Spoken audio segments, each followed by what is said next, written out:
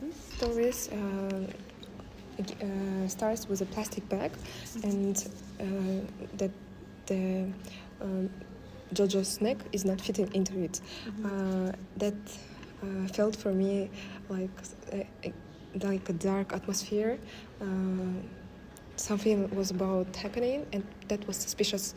So also the name of the novel is Looks Down in the Gathering Shadow.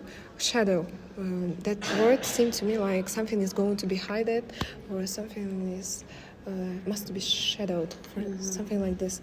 So we are introduced to the narrator, who is trying to fit the Jojo into the plastic bag, and he is trying to help him with some kicks, and I didn't understand, is he alive or is he dead, because that felt like rude for me. Then he says, when will I manage really to get rid of you, Jojo? He said that looking at his silly face. So we see that their relationships are tense.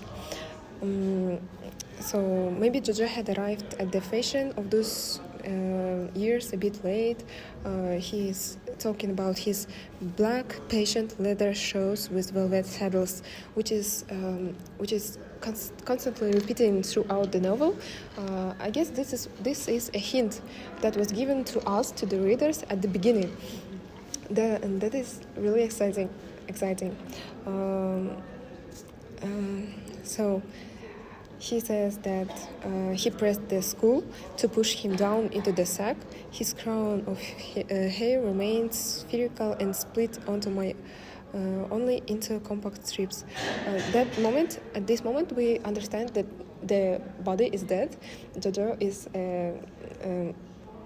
dead. So he is talking about the knot of his tie, and that he instinctively started to straighten it, as if the corpse with a crooked tie might attract more attention than a corpse that was neat.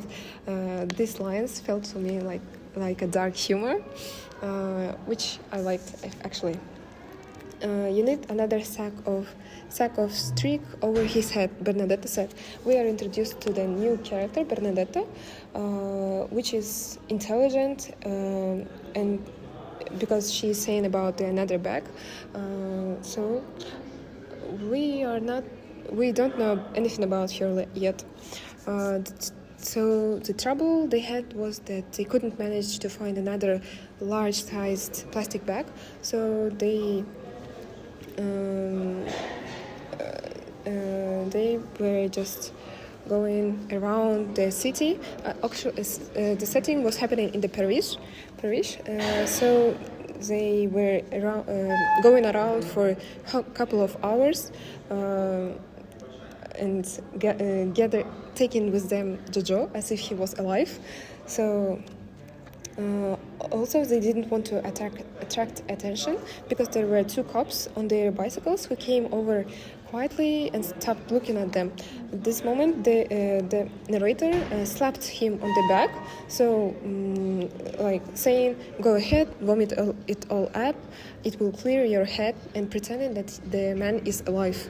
So both of them supported his arms and his neck and carried him to the car, pretending that the Jojo is alive.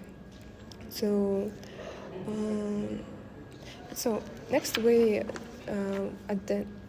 know that they are going to burn his body, but they are not quite sure where they are going to do this. So. Yes, and then we are introduced to this next scene when they are already in the car. And we know that Bernadette is clearly a girl, but we have no clue about who the main narrator is. We don't know, is she a woman or is he a man? So they are driving the car, and we see that Jojo is in the back of the seat, and it seems so creepy. It's like two criminals who killed a person, and they are just driving somewhere with him. Like, if they were normal people, they would be uncomfortable driving with the corpse whole day and they were like driving with the corpse for like a couple of hours before burning it. It was very weird to me, and I also didn't notice any sign of, you know, I thought that this novel would have the same names of characters, but we are like introduced to this new names, and it's a completely new story. And it's very weird because it was clearly said that the novel will have the same characters but with a different plot. And then the contemplation of the real I start, and real I here is the narrator by himself or herself, and she starts saying that she changed so many locations during her life. She went to so many places, and she always had new names, and she doesn't even remember her old names. And we see that different locations are mentioned, so she's been to everywhere. And I thought, so is she a criminal escaping something or what? And she says, everything I did in life was like trying to escape my old self, and she cannot reach this point because every time she comes to a new location, she comes with a new eye. She goes to the second location, she comes to with a new eye, and her past versions have been accumulated. So she didn't even escape anything. I think she still remembers everything. And then and suddenly Bernadette interrupts her with saying, look, don't tell me we're out of gas. So we see that they were driving, and all of the things that we read was her contemplations, and now Bernadette interrupted her. Bernadette like a character in the present, and the main narrator is a character like in her head, like this. And she says, oh really, like we are out of gas, and it's so good that we didn't come so far. We're still here, so we can fix this problem. And then so then we see the line that the narrator says that he have decided that he mustn't move anymore, and because there is because you can't neglect the fish, not even for one day. As for a woman at my age, you have earned the right not to feel like getting involved in new troubles. At this moment, we realize that the narrator is a woman, aged woman, we guess. So she tells us about Bernadette, and that this is a different story. With her, she had proceeded without a single error, because at the moment when she learned that Jojo was in Paris, she decided to not delay a moment, and discovered Bernadette, and was able to get her into her side. That was all done without any suspicion, without any suspecting a thing. Like Jojo didn't know anything. So after all of those years, she lost sight of each other. And then she quickly tells us about what is going to happen.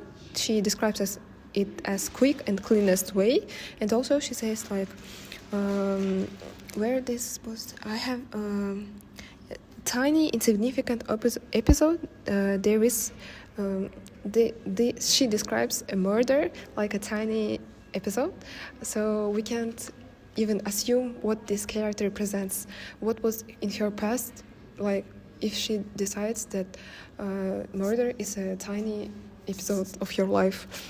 So she is like a criminal. So then she tells us about that she faced the dead man only after she looked at his face only after he was dead, and she felt better like this way, and she said, the game is over, you old bastard. So then Bernadette addressed him, and again the narrator mentioned patent leather and velvet shoes. That accent was made with purpose, I guess, because it is keeping to repeat. She remembers about their first meeting all those years ago in Chicago, when they met in Mrs. Miko Nichols' shop, full of busts and Socrates. When she realized that she had invested the insurance money from the faked fire, and that she felt the freedom that she had never felt for years. Her life had known turning points of this sort by the dozen, in one direction and then in another. And even if so many years passed, she still feels like Jojo, even if Jojo is dead, this story isn't end, and she feels like the game isn't yet over. So, and she is thinking that like she could, he could ruin her life, even when he's dead. So.